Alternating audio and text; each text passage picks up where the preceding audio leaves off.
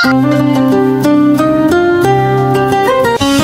তো শেষ, এখন শুধু ঘুম, খেলা আর গেম। মোবাইলে ফ্রি ফায়ার, পাবজি, কি যে আনন্দ।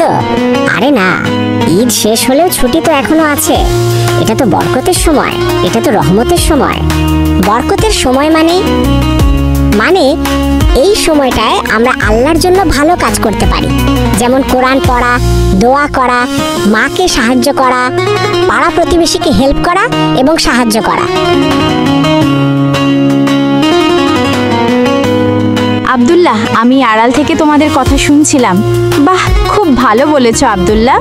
ছুটির সময় যে অলস না থেকে ভালো কাজ করে সেই সবচেয়ে জ্ঞানী। মা, তোমাকে চা বানিয়ে দিই। শাবাশ। রাসূলুল্লাহ সাল্লাল্লাহু আলাইহি ওয়াসাল্লাম বলেছেন, তোমাদের মধ্যে সেই উত্তম যে নিজের পরিবারের সঙ্গে উত্তম ব্যবহার করে। আমি খুব খুশি হয়েছি বেটা।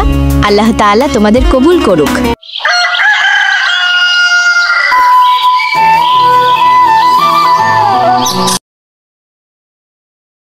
আরে নাতিরা, তোমাদের আম্মুর কাছ থেকে সব শুনলাম। আমরা ছোটবেলায় ঈদের ছুটিতে বাবা মার কাজে সাহায্য করতাম আর গরিবদের বাড়িতে খাবার নিয়ে যেতাম এবং সকলে মিলে মিশে আনন্দ ফুর্তি করতাম। দাদুর কথা শুনে আমাদেরও ইচ্ছে করতেছে মানুষকে খাওয়ানোর জন্য। চলো আমরা বিকেলে কিছু শুকনা খাবার গুছিয়ে রাখি, যদি কাউকে পাই দিয়ে দিব। চলো ভাইয়া, আমরা মাঠে খেলা করি। দাদু, গেলাম মাঠে খেলা করার জন্য।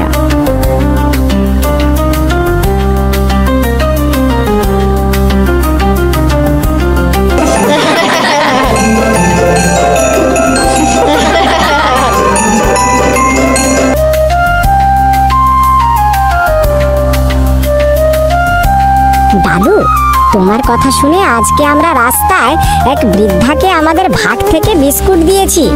তাকে দিয়ে খুব ভালো লাগতেছে। নবীজি সাল্লাল্লাহু আলাইহি ওয়াসাল্লাম বলেছেন, একটি খেজুরও যদি দান করো আন্তরিকভাবে, আল্লাহ তাতে পাহাড় সমপরিমাণ সওয়াব দেন। তাই আমাদের সকলের উচিত সামর্থ্য থাকলে সহযোগিতা করা। অবশ্যই মনে রাখো, ভালো কাজ ছোট হলে কি হয়েছে, নিয়ত ঠিক থাকলে আল্লাহ খুব খুশি হন। ভাইয়া, আজকের দিনটা অনেক ভালো লাগলো। আনন্দ করে কত খেললাম। ছুটি মানে শুধু মজা না, বরং এটা সময় ভালো কাজের, দোয়ার এবং আল্লাহকে খুশি করার।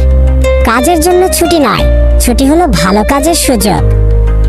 দেখ না, আমরা ঈদের নামাজ পড়লাম, এরপর কুরবানি দিলাম। কোরবানির গোশত নিয়ে পাড়া প্রতিবেশী সকলকে সাহায্য করলাম। আল্লাহের প্রতি তাকওয়া, বিশ্বাস, এগুলো আমাদেরকে অর্জন করতে হবে, কারণ আমাদের সকলের মৃত্যু হবে। কুল্লু নাফাসিন জায়াকাতুল মাউত। সকলকে মৃত্যুবরণ করতে হবে। আমাদেরকে ওই পৃথিবী ছেড়ে যাইতে হবে। তাই পৃথিবীতে যেন ভালো কাজ করে সেখানে যেতে পারে। আল্লাহ আমাদের সকলকে কবুল করুক। প্রিয় ভাইরা, সাবস্ক্রাইব করতে কখনোই ভুলবেন না আবার।